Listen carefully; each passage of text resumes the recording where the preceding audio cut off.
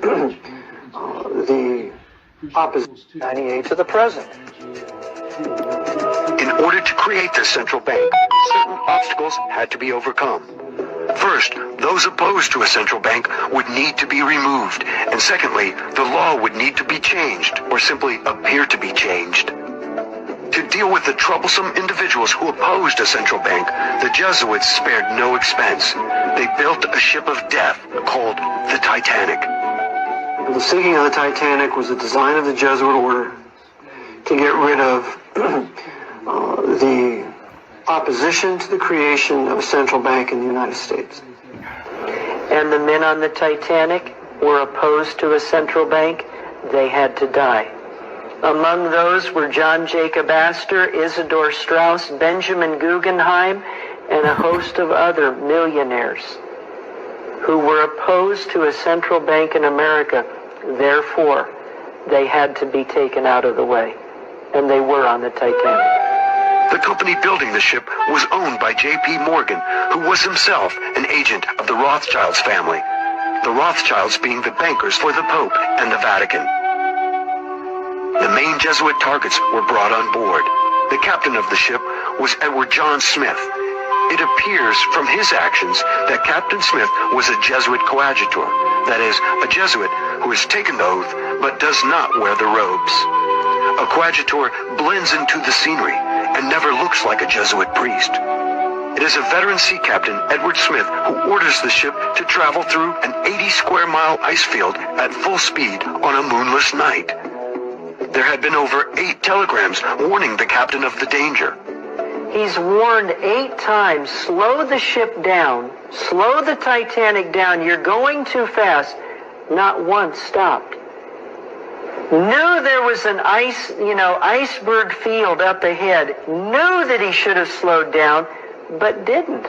And so you look and you say, how was it that this man could go headlong into a field of icebergs and not slow the ship down, not be more careful? The only conclusion you can draw is, as a coadjutor of the Jesuit order, right through the line, the chain of command, he was told, sink the ship. And he did. On board the Titanic, and this is all documented in a National Geographic video that was put out in 1986. You can go to your local library, and they'll either have it on hand or they can, get it on library loan. But on that videotape, it shows that as the Titanic was coming up along the coast of England, it had various stops. And at one stop, a Jesuit priest got on board. His name was Francis Brown. Francis Brown got on board the Titanic, took pictures of all of the wealthy people, took pictures of Edward Smith, the captain, and then, just before the Titanic set sail across the Atlantic, Francis Brown got off. And then, of course, the Titanic sunk. Well, Francis Brown is given a camera by his bishop, by his uncle, the bishop, and he is told to go down and take all these pictures of all these people we're going to kill in first class. And so that's what he does. He takes a picture of all these rich people, everybody that there is going to go down, and a rich passenger offers him passage. Well, he knows the ship's going to go down, but he very sheepishly got in contact with his provincial. And the provincial's message was, get off that ship. Like Brown, another noted passenger, Jesuit agent J.P. Morgan, did not make the ill-fated sea voyage.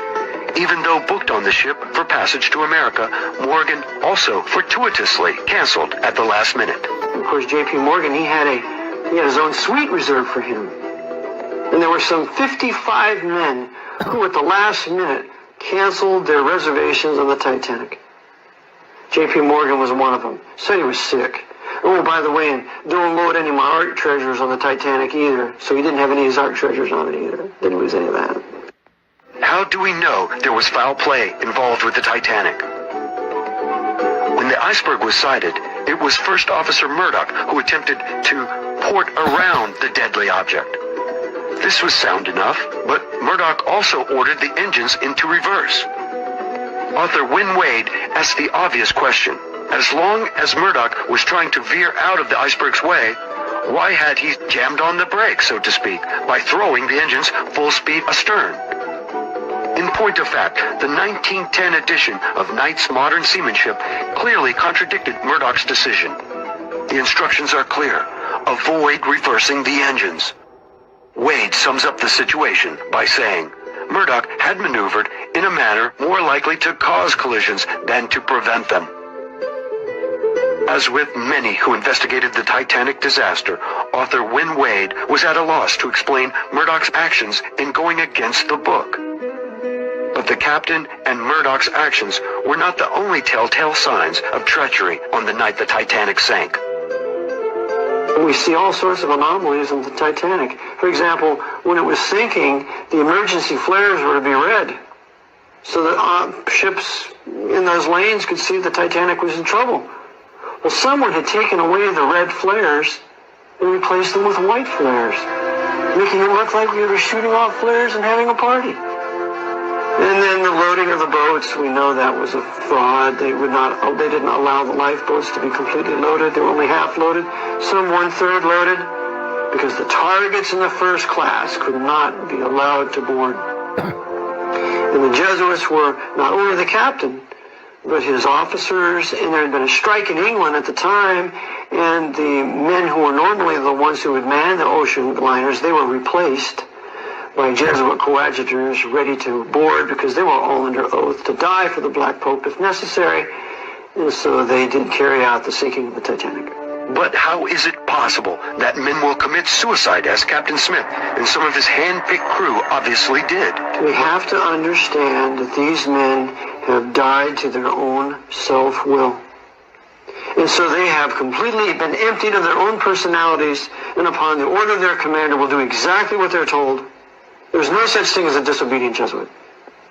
This serves as a warning to all the other men of power, not only in our country, but in England and Europe.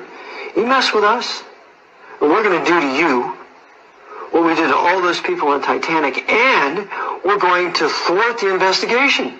Because a subsequent investigation of the sinking of Titanic blamed Bruce Ismay, the right-hand man of J.P. Morgan, and Captain Ward of England. They were the scapegoats, when they could have easily blamed the men of power at that time. Saw who canceled their reservations. It was a Warren Commission all over again. 9/11 Commission all over again. It's a whitewash and cover-up, and that cover-up is even more powerful than the murder itself.